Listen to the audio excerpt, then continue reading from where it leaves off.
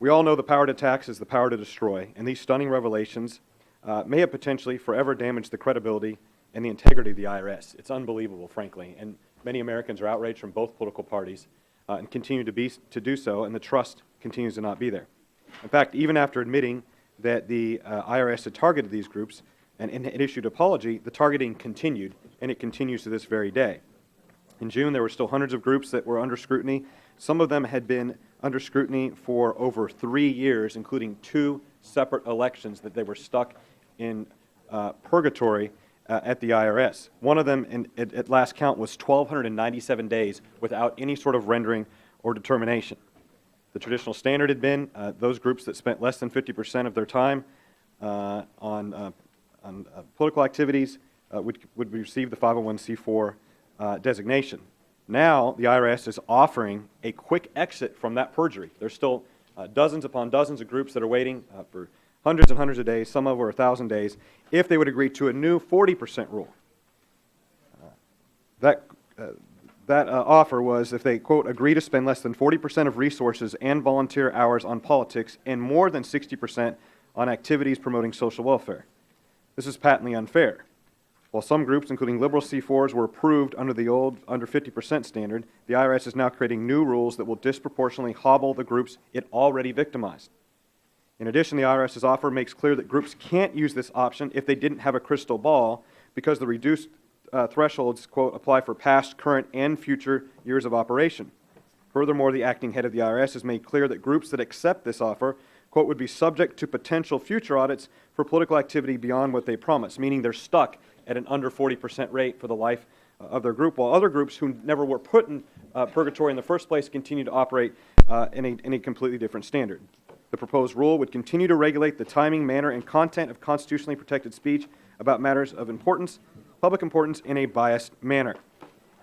You know, the IRS continues this, and by changing the rules and penalties and those under perjury, Mr. Chairman, this is justice delayed and justice denied, which I was going to say when the European Union folks were here, which is a former quote from the former Prime Minister of Britain.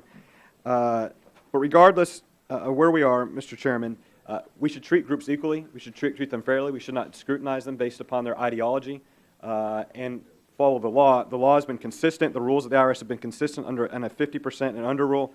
Now the IRS is trying to change that. It's essentially a blackmail to groups to say, if you want to get out of perjury, we will offer you if you agree to this lower standard.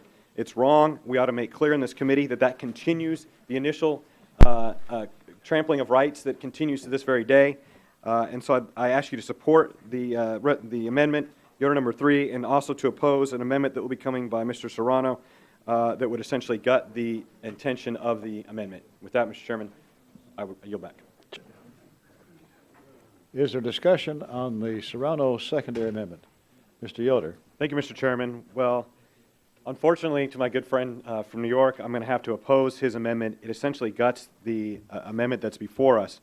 The IRS isn't issuing guidances to groups to give them some help to help them get through the process. They are essentially trying to offer safe harbor rules and different things that actually make the problem worse. As I said, we still have dozens upon dozens of groups that are still sitting in purgatory. And what the IRS is essentially doing is continuing the original offense that got so many Americans outraged by keeping groups, some of them now over 1,200, 1,300 days, by saying, if you will agree to a different standard that we applied to everybody else, we'll let you out of purgatory. How is that fair? The proposal purports to clarify vague rules through safe harbors that would help groups. These safe harbors are a misnomer, as none of the exceptions also apply to paid mass media advertising.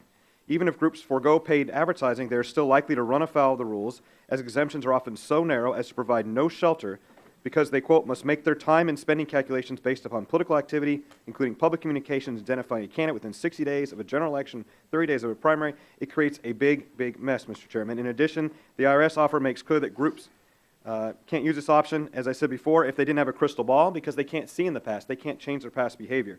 Additionally, it holds them to a 40% rate going forward, because they can't then change it, again continuing the original offense. Similarly, the proposal doesn't clear up the original issues that were brought before the IRS of having them change and regulate and make judgments about such speech and apply different standards despite the inherent danger in granting it such powers, not to mention the agency's lack of interest in doing precisely that. So it doesn't fix the underlying problem. So, Mr. Chairman, I'd ask that the committee reject the Serrano amendment so we can ensure that groups are treated fairly and appropriately. Both parts of this amendment, the entire amendment, is essential to ensuring that this travesty that has occurred in our country does not continue. I yield back. Further discussion on Yoder? If not, Mr. Yoder is recognized to close. Let me just say briefly, Mr. Chairman, this is an important amendment that allows us to, I think, stop the continuation of the initial acts that caused so many Americans to have their constitutional rights taken away from them and not have their opportunity to have their groups have their ability to express their interests and beliefs in this country. And so I ask the committee to support the amendment. The IRS has lost our trust, and the amendment works to restore that trust and to stop the IRS from continuing those actions that have trampled upon the right to so many Americans. With that, Mr. Chairman, I'll yield back. Questions on Yoder? All in favor say aye. Aye. All opposed say no. No. The ayes have it. The amendment is agreed to.